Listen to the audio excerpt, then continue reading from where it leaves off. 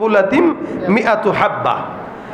এটাকে আল্লাহ পাক উদাহরণ দিয়ে বলেছেন, কেউ একটা নেকির কাজ 1 টাকা যদি কেউ দিনের রাস্তায় দান করে, আল্লাহ পাক তাকে 10 থেকে 70, 70 থেকে 700 তার চাইতে বেশি সওয়াব দান করে দেয়। নেকের কাজ করবো ইনশাআল্লাহ। এই যে নিয়ত করলেন না, নেকি লেখা হয়ে গেছে। রাসূল বলেন, মান হাম্মা বিহাসানাতিন ফালাম ইয়ামাল কাতাবাল্লাহু লাহু হাসানাতান কামিলা। কেউ যদি একটা নেকের কাজের নিয়ত করে কিন্তু করে নাই, মনে করেন আগামীকাল নিয়ত করছেন যে আগামীকাল আমি এক জায়গায় 500 টাকা দান করব, কিন্তু আফসোস পারেন নাই। নবী বলেন যে পারে নাই কিন্তু নিয়ত তো করছে, নিয়তের কারণে আল্লাহ পূর্ণ নেকি দান করে দিচ্ছে। কিন্তু কেউ গুনাহ করলো, গুনার নিয়ত করলো যে আগামীকাল আমি একজনের ধোকা দিয়া 5টা টাকা যদি নিতে পারি তাহলে লাভ। এখন ধোকা দেওয়ার সময় চিন্তা করলো না, আরে শাবান মাস থাক, বাদ দেই। এই যে সে গুনাহ থেকে বাঁচলো, এটার কারণে আল্লাহ পাক তাকে আরেকটা নেকের সওয়াব দান করে দেয়। ইমানদারের কোনো কিছুতে লস নাই, সব কিছুতেই লাভ। নেক কাজের নিয়ত করলেও লাভ, গুনাহের নিয়ত করার পরে না করলেও লাভ। এই জন্য আজকের এই মজলিস আপনারা নেক কাজের নিয়ত করবেন। এখানে আসছেন, শাবান চলতেছে, আমরা এখানে যারা আছি মাদ্রাসায় আসছি, মাদ্রাসার মাহফিল, এটা মাদ্রাসা না যদিও মাদ্রাসার মাহফিল। এই নেক কাজের নিয়ত করে ইমান তো আসছি আলহামদুলিল্লাহ। নেক কাজের নিয়ত করতে গেলে বেশি কিছু লাগে না, খালি নিয়তটা সহি থাকলেই হয়। ইন্নামাল আমালু বিন্নিয়াত, বাস সব কাজ আল্লাহ পাক বলেন বান্দা যে নিয়ত করবে ওই নিয়তের উপর নির্ভর করে আমি তাকে ফলাফল দেব। তো রাসূল সাল্লাল্লাহু আলাইহি ওয়াসাল্লাম বলেন, সদকা তো সবাই করতে পারে না, দান সদকা করার মতো যোগ্যতা, টাকা, অর্থ, সম্পদ সবার থাকে না, আমার আছে আপনার নাই, লেকিন ভালো কথা তো বলতে পারবো। সদকা যদি কেউ নাও করতে পারেন, আল্লাহ রাসূল বলেন আল কালিমাতু তাইয়্যিবাতু সাদাকা, কেউ যদি ভালো কথাও বলে তো সদকার সওয়াব হয়ে যাবে। আবার কেউ যদি কারোর সঙ্গে হাসি মুখেও কথা বলে, রাসূল বলেন সাদকার সওয়াব হয়ে যায়। এখন এটা তো কখন, যখন আমার হালত দুর্বল। এটা ফকিরদের জন্য, মিসকিনদের জন্য, আমাদের জন্য না। আমাদের জন্য কি? দান। 1 টাকা দিবেন, আল্লাহ পাক 10 টাকার বরকত দিবে। 1 টাকা দিবেন, 700 গুণ বৃদ্ধি করে সওয়াব দান করবে। এই জন্য মাদ্রাসার মাহফিল আপনারা জানেন, সাধারণত আমাদের দেশে মাহফিল অনেক প্রকার হয়। যেমন যুব কমিটির মাহফিল, এগুলোতে টাকা না দিলেও চলে, কারণ যুবকরা নিজেরা টাকা দিয়ে মাহফিলগুলো আয়োজন করে এবং কি অর্থ এদের কাছে যথেষ্ট থাকে, যথেষ্ট জমা থাকে। আর মাদ্রাসার মাহফিল, মসজিদের মাহফিল, এগুলো সাধারণত আমাদের দেশের মানুষ করে কেন? যেন মাদ্রাসার কিছু অনুদান মানুষের পকেট থেকে আসে, মাদ্রাসার কল্যাণের জন্য মাহফিলগুলো করা হয়। তেমনইভাবে আজকের মাহফিলটাও মাদ্রাসার কল্যাণের জন্যই করা, যেন আপনাদের 10 জনের কিছু টাকা এই ছাত্রদের পেটে যায়, এরা যেন কোরআন শিখতে পারে, এরা যেন পড়লে আপনারা যেন সওয়াব পেতে পারেন। এতে উভয় পক্ষ, রাসূল সাল্লাল্লাহু আলাইহি ওয়াসাল্লাম কখনো কখনো মাথার পাগড়ি খুলে রাসূল সামনে দিয়ে দিতেন, রুমাল দিয়ে সামনে বিছায় দিয়ে বলতেন, ভাই দ্বীনের জন্য যার যতটুকু সামর্থ্য আছে দাও।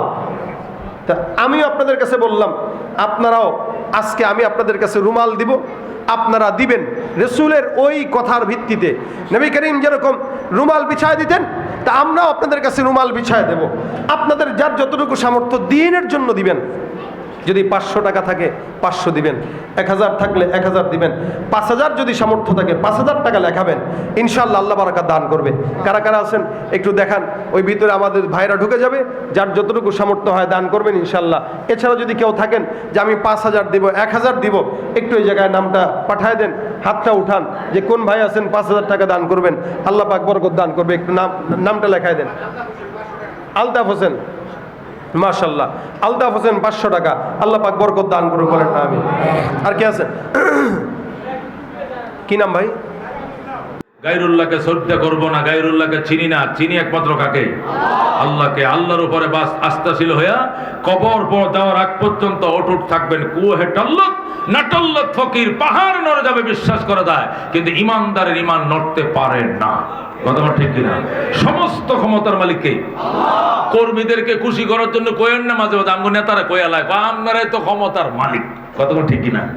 এটি যদি শ্রোতা করে খুশি করার লাগে কয় ফাম টাম দেয় আর কি, আসলে এটা কিন্তু মিছা কথা। কথা ঠিক কিনা? ক্ষমতার মালিক কে? কুলিল্লাহুম্মা মালিকাল মুলক। আমার বন্ধু আপনি বজ্র কণ্ঠে বলে দেন মালিকাল মুলক, হে আল্লাহ তুমি রাজ্যের মালিক। ক্ষমতার মালিক কে? আল্লাহ। কে ক্ষমতার মালিক? তুতিল মুলকা মান তাশা, যাকে চাও ক্ষমতা দাও। ও তানজিউল মুলকা মিম্মান তাশা, যাকে চাও ক্ষমতা ছিনিয়ে নাও। তুইজ্জু মান তাশা, যাকে চাও সম্মানিত করো। ও তুজিল্লু মান তাশা, যাকে চাও অসম্মানিত করো। বিয়াদিকাল খাইর, তোমার হাতে কল্যাণ, তোমার হাতে অকল্যাণ। সব ফয়সালাকারী কে? সব ফয়সালাকারী কে? বিপদে পড়বেন, মসজিদে সজদা করবেন, আল্লাহর কাছে চাইবেন। গায়রুল্লাহ কিছু দেওয়ার ক্ষমতা রাখে না। গায়রুল্লাহর কাছে যদি চাও, হাসরের ময়দানে আল্লাহ বলবে, এবার তোর কবরে গায়রুল্লাহরে বাতি জ্বালাই তো আমি বাতি দিব না। তোর কোন ফিস সাবরে পার করাই তো পার করতে ক, আমি পার করব না।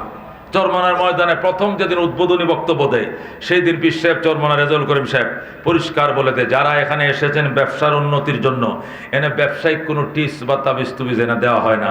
আপনি ফেরত লঞ্চে আবার যান গা।